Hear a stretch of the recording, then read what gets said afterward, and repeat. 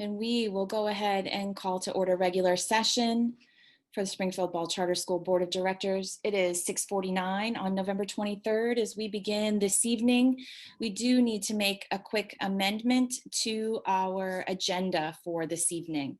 Is there a motion for that amendment? So moved.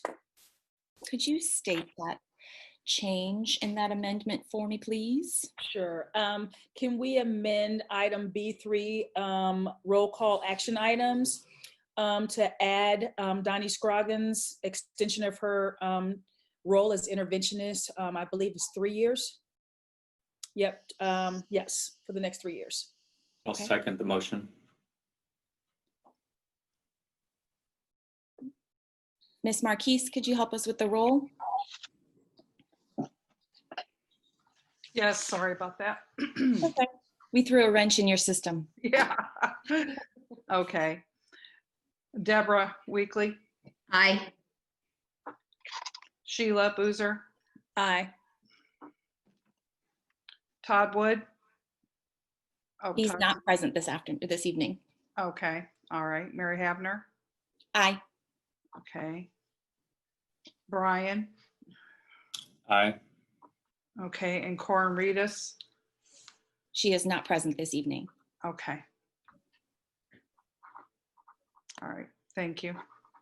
Thank you, and that motion passes. So that will be added at 6B3 later in our roll call action items. Thank you so much for making that adjustment. I appreciate it. No problem. And then this evening, as we begin, for our visitors' open discussion forum, are there any members that wanted to share or have signed up to speak, or anybody that wanted to? I can't always see everybody's hands, so if you spy anybody, let me know.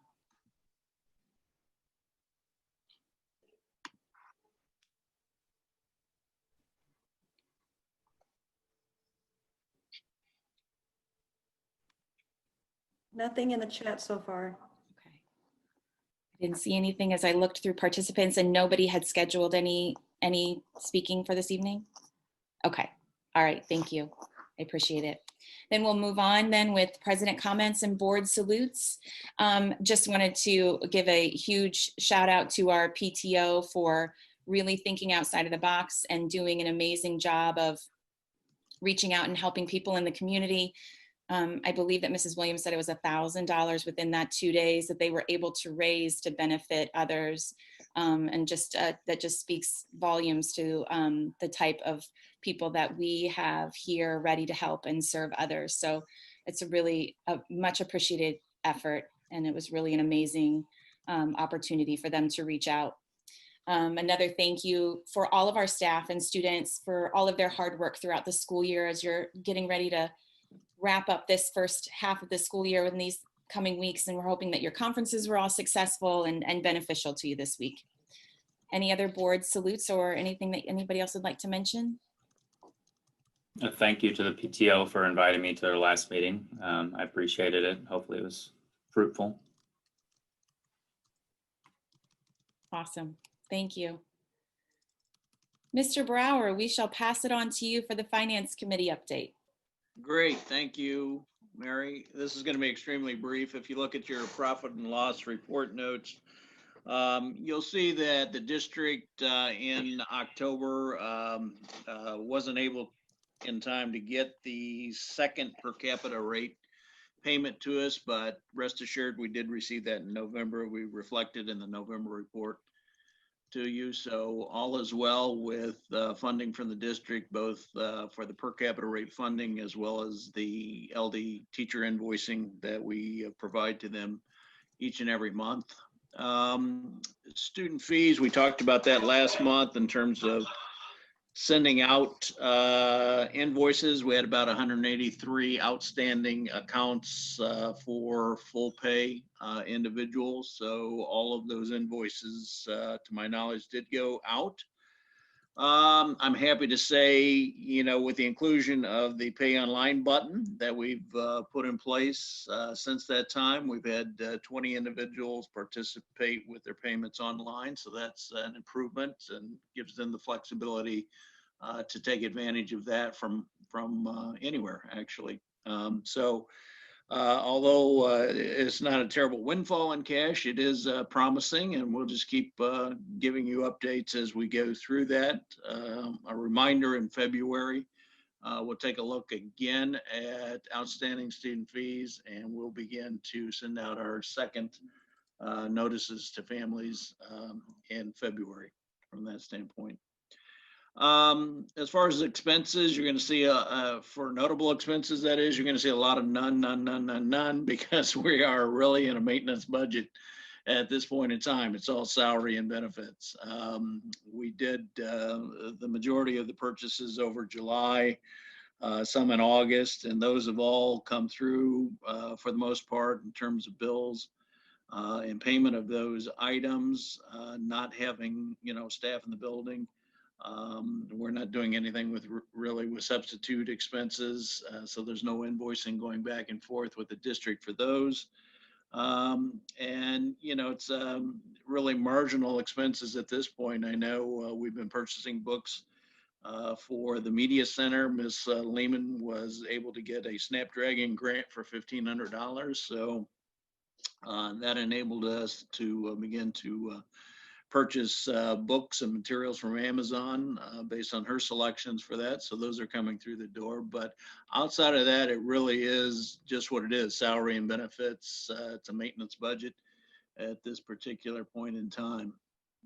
If you're interested, look at the prior year expense P&L. You'll begin to see, and I've notated out to the side, many of the differences, because there are some significant differences both in dollar and percentage out there, and you'll be scratching your head and wondering why is that. A lot of it has to do with remote learning. So take some time and look out there, and if you have any questions from anything report wise, by all means send me an email. Other than that, hope that was short enough. Just right. All right, then moving on in our agenda for governance committee. No major changes for governance, though Brian and I did have the opportunity to meet with community member candidates for our open board position. And we are happy to make that recommendation of Patrick Moore joining the board of directors. That will be in our roll call action items later. We're very excited for the number of experiences that he has that he can bring to the board of directors, and we look forward to working with him as our meetings keep going this year. Then moving through to administrative report for the remote learning update. Mrs. Harrison? Mrs. Williams, for those of you who just joined our meeting, was double booked this evening. So she was there for our exec session, but then had to step away for the regular meeting.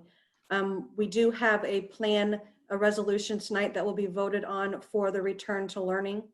Do we want to at this point read the executive summary of that, just so people can get an idea of what will be voted on later on in the meeting? That's, I guess, the most pertinent thing, the most important thing as of right now, is to give people an idea of what the board and administration, along with discussions with the teachers and ILT, we did come up with a resolution, and that will be voted on for approval this evening. Sure. I mean, I can give a summary now. Okay. Okay. And obviously it'll be a motion and discussion if there are questions later. I'd highlight that the summary I'm about to read addresses or uses the Illinois Department of Public Health metrics that hopefully, those have been reading and paying attention to things are familiar with regards to looking at positivity rate, new cases, new youth cases, and cases per 100,000. Within those or around those metrics, those four metrics, there's 3 categories that the state also discussed or recommended for school districts to look at.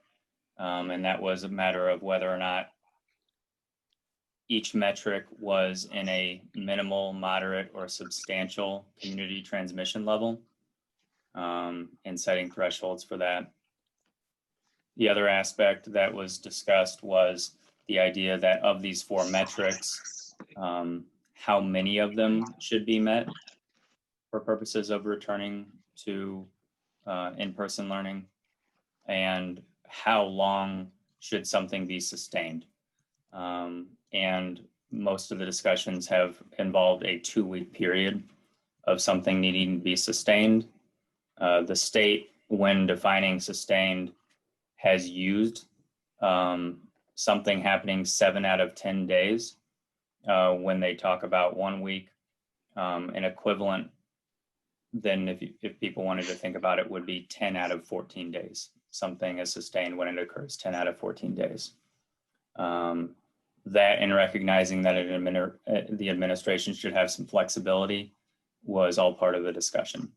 The executive summary would read, in order for a return to in-person learning after January 15, 2021, 3 of the 4 school metrics set by the Illinois Department of Public Health regarding COVID-19 community transmission must be sustained over the course of a 2-week period. For the positivity rate of county residents, the threshold is set at the minimum community transmission level. For cases per 100,000 county residents, new total cases, and new youth cases, the threshold is set at the moderate community transmission level.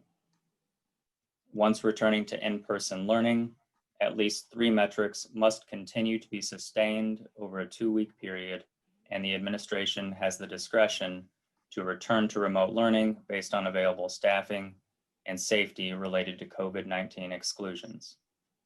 During any period of remote learning, the administration has discretion to bring groups of students into the school for in-person learning consistent with state guidelines.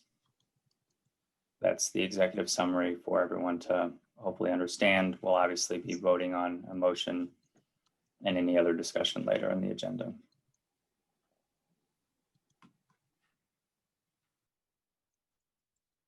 Mrs. Harrison, could you also kind of highlight the ideas of how the plan would roll out if said metrics were met over that time frame?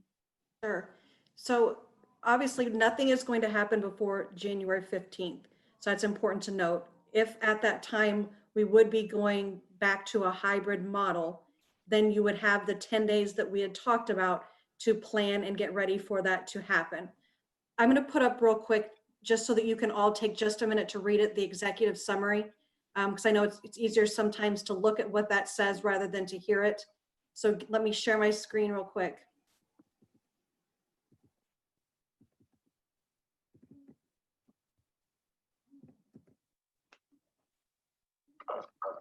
So if you want to just give everyone just a minute to kind of look through what Brian just read. So if there are any questions, we can be transparent and answer them as they come up. You may want to make that just a little larger. Okay. Thank you.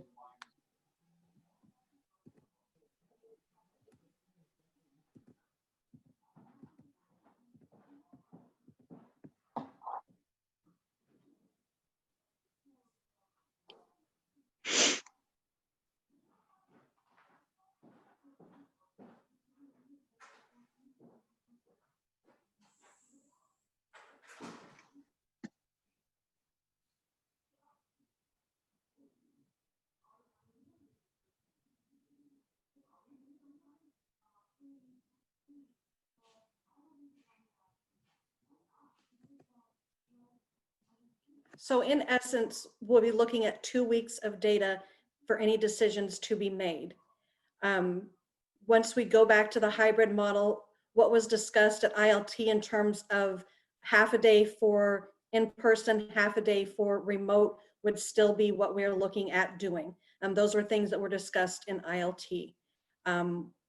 Any decision that would be made is going to need to be based on the data, and we are using the Illinois Department of Public Health's 4 metrics, and in terms of meeting 3 out of those 4 metrics to change, either to go back to remote or to change to go back to in-person with hybrid and remote as options.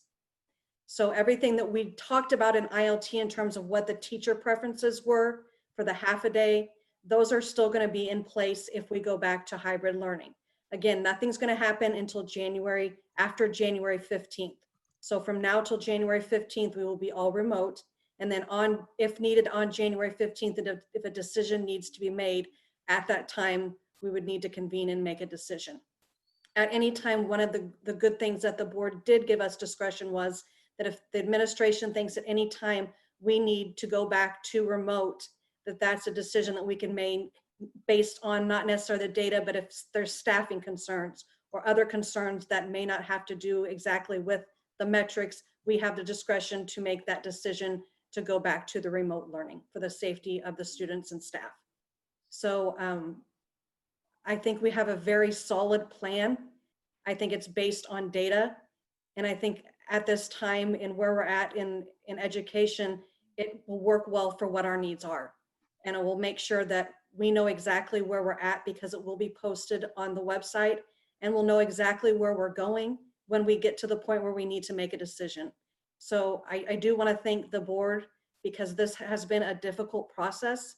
And especially Brian, who's our data guy, but this has been a lot of work and a lot of time. And so I appreciate all of that because I am confident this is a good plan. Thanks for sharing that. And just to reiterate that the plan will be shared. There's discussion on how that's going to be shared via the website in conjunction with the hybrid learning plan that the ILT had created the suggestions for as well. So all of those will be living documents for everyone to be able to review. Additionally, there is discussion for creating a counter so that we can keep track of those consecutive days within timeframes so that we're all aware of where those metrics are landing within those timeframes and how we're examining those. So, so we're in the works for getting those things into place so that it's clear and transparent and shared readily with all stakeholders.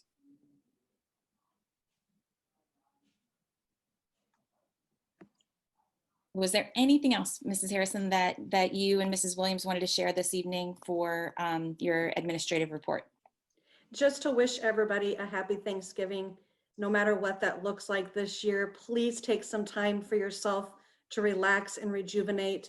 And like we always talk about our meetings, some self-care is much needed right now. So happy Thanksgiving to everyone and their families. And hopefully, even though it looks a little different this year, we still remember the things that we're grateful for. Excellent point. She did have on here that there was a curriculum update and a teacher presentation, so I just didn't want to neglect a group that was ready to share. Is there a group, anyone that was going? I think that is me. Okay. And I need my screen share enabled. Please. My name is Lisa Tan, and I am excited because I have begun a new activity with my class to help with engagement, and it is called Classcraft, and I wanted to share it out with everyone, but while I'm waiting for screen share privileges, I just want to say that I'm a data geek like Mrs. Harrison, and so I am super excited. I can't wait for her to share out our map scores with you guys. So I just want to give you a little teaser about that. So that'll be next month. Middle level map scores. We're excited to share. Lisa, can you share now? I am sharing. Okay. You can't see it? Yep, I got it. Thank you. All right, so Classcraft is a kind of PBIS classroom management way that I can engage students. And these are some of my students' avatars that they've created while they're playing the game, doing their assignments, completing things. So it's called Classcraft, and it's created to help kids be motivated to earn. They can earn points and earn things to make their avatars better and things like that. So they have different characters they have to choose. Students are put into teams, and each team has to have a guardian, a mage, and a healer. Students create their avatars based on the roles that they've picked to play for their group, and each character has special attributes that help the team succeed. So it encourages a lot of collaboration, which is one of the things that's difficult during remote learning, is to get kids to collaborate. So these are, again, 3 of my students' avatars that we've got this big fierce female guardian here, and healer and mage. Each team has created their own names. These are their crests. They get to have these little group meetings and help each other out. If somebody is hurt, then another person can heal them and things like that. So it's really gamification based, but it includes PBIS pieces, which are awesome. One of the favorite things of the kids is at the very beginning of class, every time we do a random event. And the random event is just something that randomly pops up. There's all kinds of things on the screen here. One of our favorites is speaking like a pirate. That's been one of the fun things. But their absolute favorite is torturing Mrs. Tan. At the very bottom, it says, chant the master, where I have to sing a song that the person with the least amount of points gets to pick.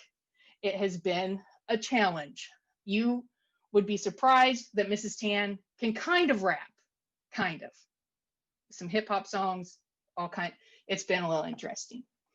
So they also have a portion that's kudos, where kids are encouraged to encourage others in their groups and encourage their team members and other people in class. And these are some examples. I had to black out names, but these are some examples of some of the kudos that we did just last Thursday. And each team is on a quest. So they're on quests, and these quests are tied into their assignments. So this is their first quest that they started.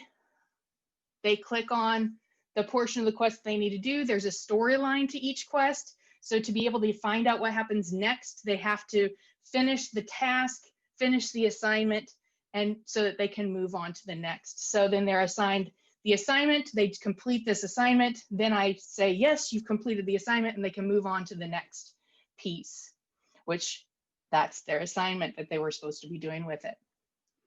Leveling up, as students complete work, they earn action points and gold pieces, which helps them level up. And each time that they level up, they get cooler and cooler stuff. So students can earn additional action points and gold pieces if they turn in work early on the due date. They do nice things for one another. They get points for positive behaviors, being to class on time, participating in Zoom class, working on independent work days. And I use GoGuardian to help monitor that. But they can lose health points too. Oh no, if they make a poor choice. But again, I give them kind of a 3 strikes. The third time you do it, that's when I'm going to take your health points away. They can also create these cute little pets, which they're so excited about. So they can train their pets. I have one student who in the middle who has trained her fox, and they got all kinds of different things. As you level up, you can get cooler and cooler and cooler pets. So what students have to say. So I asked some students, what do you think? And these are their avatars that go with their quotes. I would say the Classcraft is a really, really good way to get kids to do assignments and have fun. It motivates us to want to do assignments so that we can have cool characters and costumes. I love it. I think that it can help inspire students to work ahead on assignments. And I think it's helped me and probably the rest of the students actually want to get their work done, because motivation's been really a challenge for middle schoolers. Even in person, it's a challenge for them to get their work done. So, and these are some other avatars that they have created that are pretty darn cool. So I just wanted to say thank you. I found this. Miss Kirby's been doing a lot of gamification too.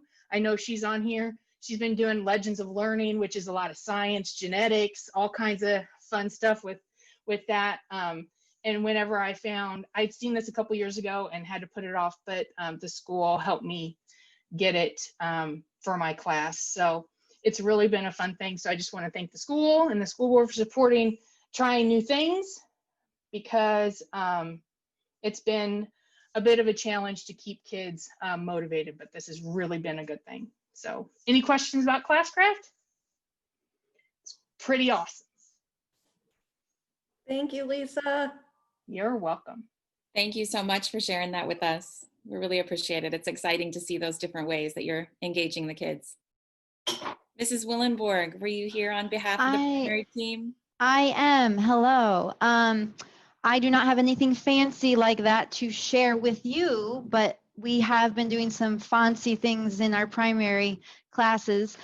First of all, big kudos to our parents and to our student learners that are showing up regularly to all 4 Zooms, which is a lot for those little guys. And they're coming eager and anxious for the most part to participate and to do their assignments. So thank you to the parents that are really doing their part to get them there, because we, on average, I think maybe 1 to 3 might be missing per week. So the attendance has been marvelous. So that is huge.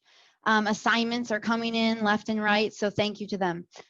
We are actually utilizing still a lot of the same curriculum pieces that we had already put in place, because luckily they had an online piece to them. We are doing our ARC bookshelf for our guided reading groups, and for our kindergartners and first graders, we were able to pull them into little groups utilizing our teachers' aides and our reading interventionists. So that's been marvelous.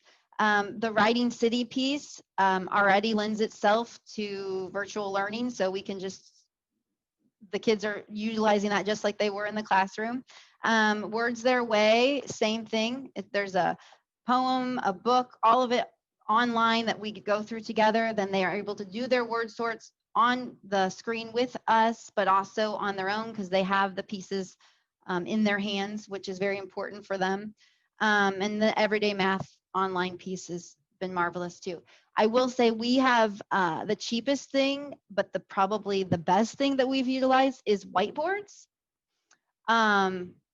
They each have a whiteboard and they've got their dry erase markers, and we can see their work. They can all be participating, and it really helps us know if they're really getting it, and it gives them that hand-on tactile piece that they're being held accountable.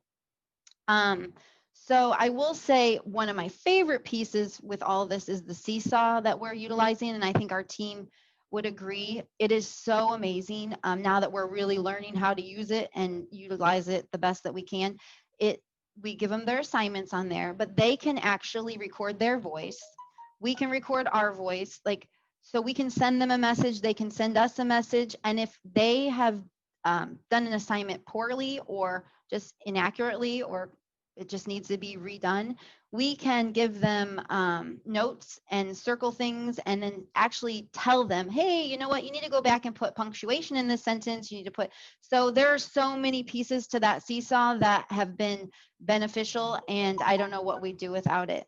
And we get to hear their little sweet voices, because they like to tell us everything. So they can record themselves saying, hey, I lost my tooth, Mrs. Willenberg, and then I can record and say, oh my goodness, that's wonderful, tomorrow we'll share that. So we really enjoy that. Now, I will say, with all of this structure that they're having and they're sitting there, we have thrown in a lot of fun, and we've implemented the fun with a lot of movement and dance, theme days. Like, we've integrated some of our, we did Native American. So last week, the kids, we had a celebration, and we celebrated the first Thanksgiving with them all bringing something that they would bring to the feast. So we couldn't share the food, but we all shared what we had, and then we dressed the part too. So we're trying to put that little fun into it, sending them home prizes in the mail.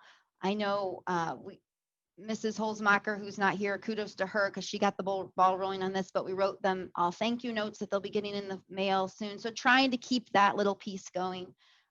So there, I could go on and on about little bits and pieces, but we appreciate all of you. We appreciate all of the parents, and we are really trying to just keep it exciting while learning. And they are growing based on their ERLA levels that we just tested and we're sharing out at conferences. It's like, wow, they are learning. So that's good.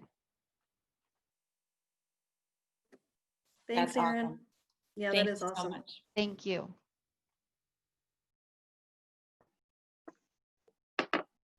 All right, as we move through our agenda then this evening, we're on to our consent agenda items.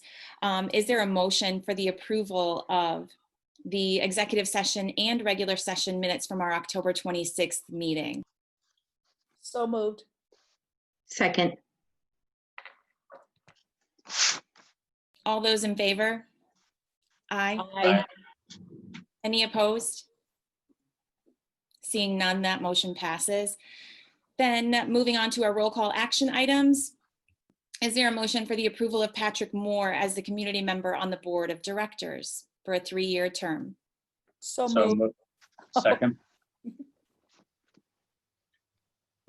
Moved by Sheila Boozer and seconded by Brian Wojcicki. All right, thank you. All right, Mary Havner, Aye. Brian Wojcicki, Aye. Deborah Weekly, Aye. Sheila Boozer. Aye. Thank you. And the motion passes. Is there an approval, or excuse me, is there a motion for the approval of Board of Directors agreed upon metrics for the Return to Learn plan? So moved. Oh, go ahead. You take it, Brian. You are very deserving. Absolutely. Who goes first, Brian? I'll second it. Okay, thank you. Is there any further discussion from the board before we move to a vote on this item? Anything else that you want to share or discuss at this point before vote? The only thing I don't know that I highlighted was something else consistent with the state recommendations, or at least consistent, was that the metrics and measurements would be based off of a 7-day rolling average of the data.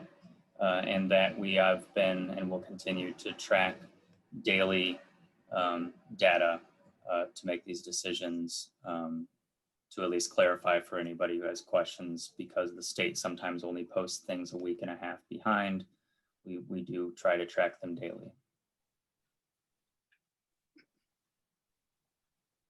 Thank you for that addition. Any other discussion or questions from members at this time? Nope. All right, Ms. Marquise, I think we're ready. Okay, Sheila, Aye. Brian, Aye. Mary, Aye. and Deborah. Aye. Thank you. And that motion passes. And then is there a motion for our amended item for the approval of Donnie Scroggins as behavior interventionist for a 3-year spot as well? So moved. moved. Who was first? Deb can have it. Okay, I'll second it. all right, thank you, Sheila. All right, Mary Havner, Aye. Sheila Boozer, Aye. Brian Wojcicki, Aye. Deborah Weekly. Aye. Thank you. And that motion passes as well. Thank you, everybody. Any other business for the board this evening? Seeing none, then just like Mrs. Harrison expressed, everybody enjoy a much-deserved holiday and break, despite the fact that it is much different than ones that we've celebrated in the past. We hope everybody has an opportunity for time to relax and rejuvenate and enjoy. So thank you, everybody, for all of your hard work and your participation that makes all of this possible. We appreciate it. So thank you. At this time, is there a motion for adjournment? 7:23. So Moved. Let's do it. All those in favor, aye. Aye. Aye. Nobody is opposed to that. So thanks, everybody. Have a great night and a great Thanks, holiday. everyone. Bye-bye. Thank Good you. night. Thank you. Happy Thanksgiving. Thank you. Happy Thanksgiving.